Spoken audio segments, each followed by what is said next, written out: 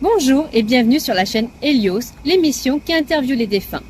Ce soir, je vous amène dans la ville de Dorion, plus précisément le 7 octobre 1966, où il y avait l'ancien passage de niveau, exactement ici. Un car scolaire rempli d'une quarantaine de jeunes de 12 à 20 ans qui partaient faire la fête à Hudson a percuté un train de marchandises du CN juste à cet endroit. On comptera une vingtaine de morts. Après le documentaire, s'en suivra l'interview avec les défunts, réalisée avec mon amie et invitée Mélissa Lecour, de RIP Investigation Paranormale. Je vous souhaite une bonne écoute.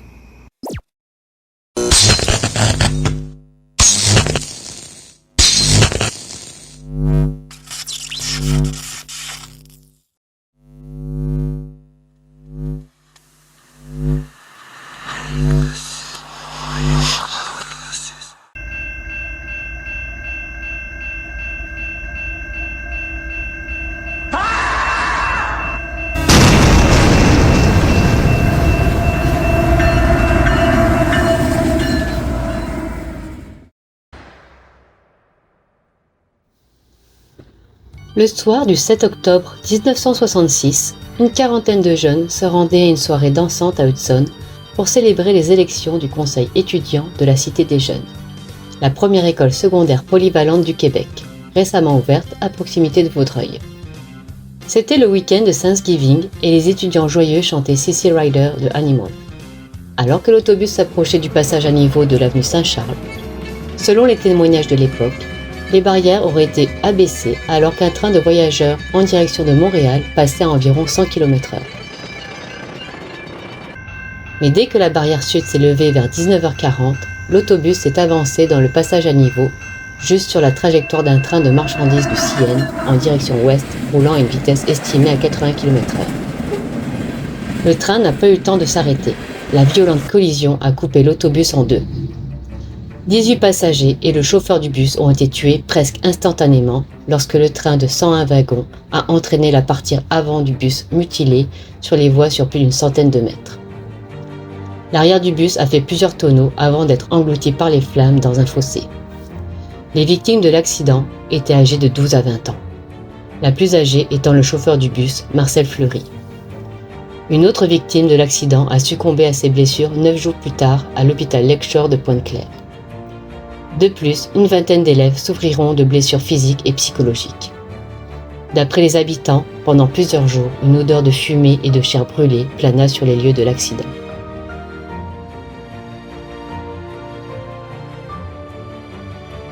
Un long cortège formé de 19 corbillards, 22 landaux de fleurs, des centaines d'automobiles, une foule évaluée à environ 2500 personnes s'est rendue malgré la pluie, à la Cité des Jeunes pour assister aux obsèques qui avaient lieu dans le gymnase de l'institution.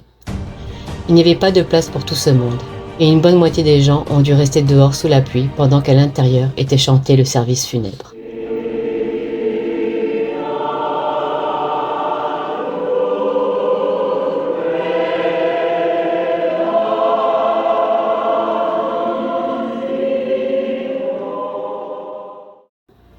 Ce fut un bouleversement pour toute la communauté. Ce terrible événement fit le tour du monde.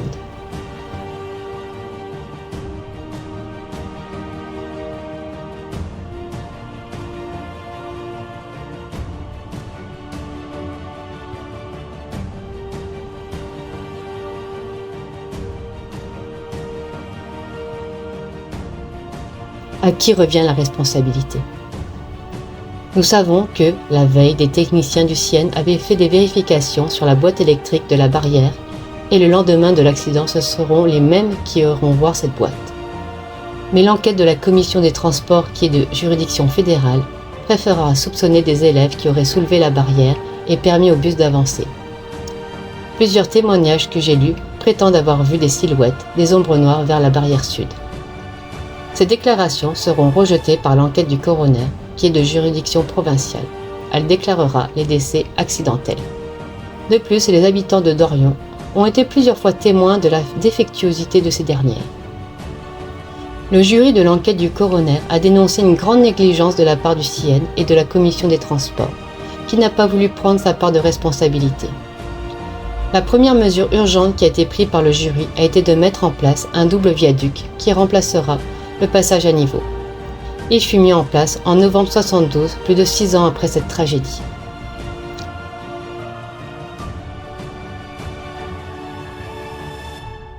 Le gars dit, je la connais, je la sens. Puis j'entends quelqu'un dire, fais attention, elle est peut-être pas toute d'un morceau. Moi, mes lumières ont fermé peut-être 10 secondes. C'est tout. Après la boule de feu, là, dans les choses. Puis quand je suis revenu à moi, le train bouge encore. J'entendais avec les breaks. Ça n'a pas été là. Puis tout le monde, là, les autres, là, lui, Ah, on était-tu encore là-dedans ou on était... ils nous ont sortis de où? Comme tu as dit, là, moi, la bulle était là. C'est moi là, qui comptais. On voit des morceaux de corps, du monde en terre qui braille. Ben, moi, c'est pas là. Moi, moi je m'en allais Ça là. sortait de là. Et que là, le chef de police m'a pris dans ses bras, mais heureusement, j'avais eu le temps de voir à terre. J'ai vu un dos. Peut-être pas de bras, c'est pas de jambes, là. Donc, moi, je disais, faut pas que je regarde la terre, faut pas. Donc, je regardais juste en avant, il faisait noir, mais je voulais pas regarder à terre parce que j'avais vu un dos, donc je voulais pas voir une tête, là. Que je regardais pas à terre. Moi j'ai perdu connaissance 5 jours. Puis on dirait que ça a fait un trou dans ma vie. Il me semble que j'ai comme un blanc. C'est comme il me manque quelque chose de Moi, j'ai perdu la mémoire avant l'accident, soit à 4 heures l'après-midi. À partir de 4 heures l'après-midi, jusque... Je me rappelle de Petit Manlier. À Petit Manlier. Je me rappelle auparavant, parce que je me rappelle, à l'école, il y a eu les élections. Tout le monde était là, dehors, je me rappelle, j'étais là. C'est bien, je me rappelle de ça. Mais après, je me rappelle de Petit Manlier. Combien de temps après? Ben, jusque... après, j'ai resté dans le coma un mois de temps. Un mois de temps. C'était long. Un mois dans le coma. Paraît-il que j'étais conscient après l'accident, que tout le monde m'a jasé, mais que j'étais évidemment en état de choc, mais que j'étais conscient, mais je ne me rappelle pas. Mais, à ce jour, j'aimerais ça, peut-être m'en souvenir. Juste pour être là, comme, juste pour rendre ça plus réel, parce que c'est comme... C'est ça, il y a une espèce de sentiment d'irréalité là-dedans, parce qu'à un moment donné, t'es conscient. Quand tu reprends conscience, c'est tout fini, c'est comme t'as rien vu. Fait que c'est comme t'étais pas là. Tu sais, j'étais là, évidemment. Moi, j'aurais oublié ça. Jamais. Jamais. Je pense que jusqu'à mes derniers moments, je vais penser à eux autres. Puis j'ai même demandé une fois, on me dit toujours, où c'est que tu vas t'être enterré? Ben moi, pour te dire la vérité, j'aimerais être sur la route 17 en haut avec eux autres. Je pense que c'est là que j'aimerais être, avec eux autres. J'ai eu une chance de vivre, tandis que les autres, ça leur a été enlevé. Michel vient pour s'asseoir, je le pogne. Hey, c'est moi le plus gros, c'est à moi la fenêtre. Je le tasse, je m'assois sur le bord de la fenêtre, il s'assoit à côté. Lui, il est plus là. Moi, je suis là. T'sais.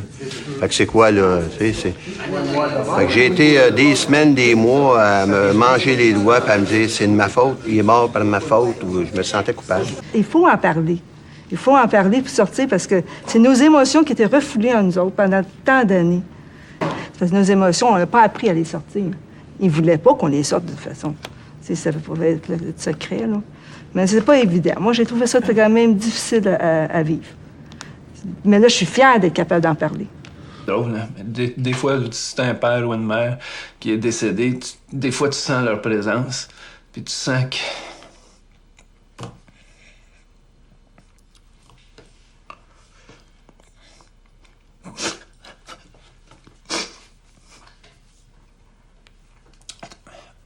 Tu peux sentir que tu leur parles. Tu peux sentir une certaine présence. Moi, je sens une présence des personnes qui sont décédées dans l'accident. C'est eux autres qui me poussent à vouloir savoir qu'est-ce qu'ils fait.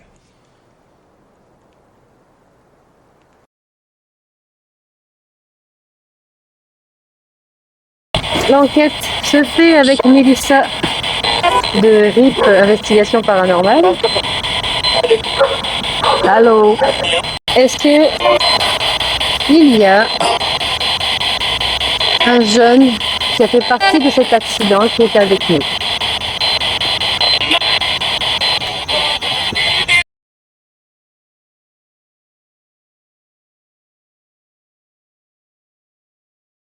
Les jeunes qui ont eu un accident, pouvez-vous aller les chercher?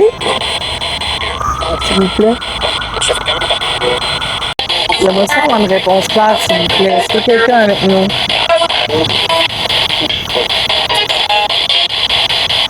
J'ai entendu la même voix, là.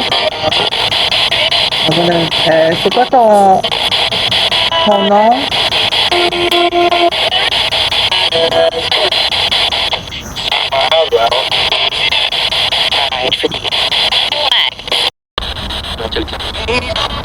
Oui, il y a quelqu'un.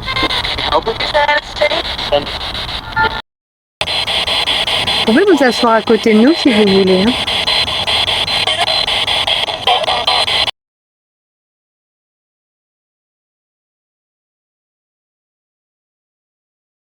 Avec qui vous étiez dans le bus? Quel était le nom des personnes à côté de vous?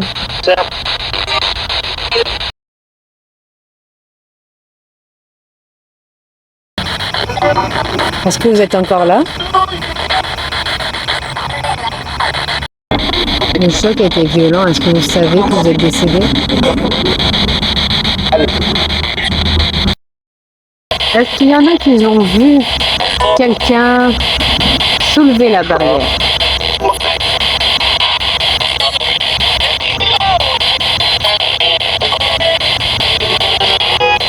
Ou alors c'était quelque chose qui a soulevé la barrière?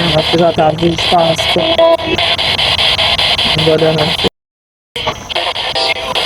Vous attendez qu'on vienne vous chercher?